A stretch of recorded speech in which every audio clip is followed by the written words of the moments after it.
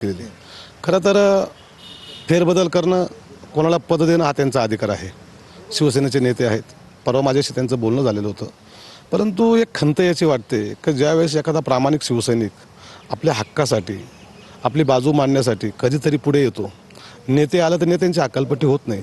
परंतु शिवसैनिक जेव्हा येतात आणि आपल्यावरती अन्याय होतोय हे सांगण्याचा प्रयत्न करतात, तेव्हा अशी गळचेपी होते. आणि मी आदेशावर चालणारा शिवसैनिक आहे. परंतु काल बघितलं तर मला पदावरून त्या ठिकाणी हटवण्यात आलं आणि ते मला अपेक्षित होतं. मला नवीन नाही काही त्याच्यामध्ये. अनेक वर्ष आमचं मूल्यमापनच तुम्ही केलं नाही. उलट आम्हाला तुम्ही जवळ घेऊन, एखादा माणूस नाराज होतो त्याला जवळ घेऊन तुम्ही त्याची विचारपूस केली पाहिजे, त्याच्या भावना समजून घेतल्या पाहिजे.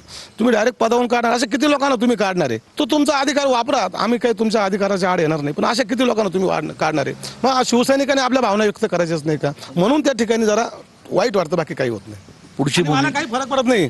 मी आहे ना राजकारणात जन्माला नाही आलो राजकारणी कुटुंबामध्ये. मी आहे ना साध्या कुटुंबामध्ये आहे. माझे आईवडील शेतकरी आहे. तुम्ही आजही घरी जाऊन बघा, तुम्हाला थोड्या वेळ माझे आईवडील मळ्यात भेटतील. माझ्यासारखे असे लय शिवसैनिक आहे ज्यांचे आईवडील मळ्यात असतात पण शिवसेनेवर प्रेम आहे. पुढची भूमिका काय? पुढची भूमिका आज आम्ही सगळ्यांशी चर्चा करू. आणि जर काही सगळे माझे पदाधिकारी किंवा माझे काही सहकारी मला म्हटले की आता राजकारण करायचं नाहीच, तर थांबून घेण्याची सुद्धा माझी तयारी आहे. कारण माझं त्याच्यावर पोट पाणी नाही.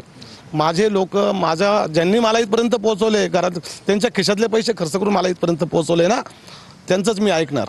ते जसं सांगतील तसं. ते म्हटले गरीबच तर गरीब असणार. ते म्हणले आपल्याला हा निर्णय घ्यायचा, तो कुठलाही निर्णय सांगून द्या, तो मी घेणार.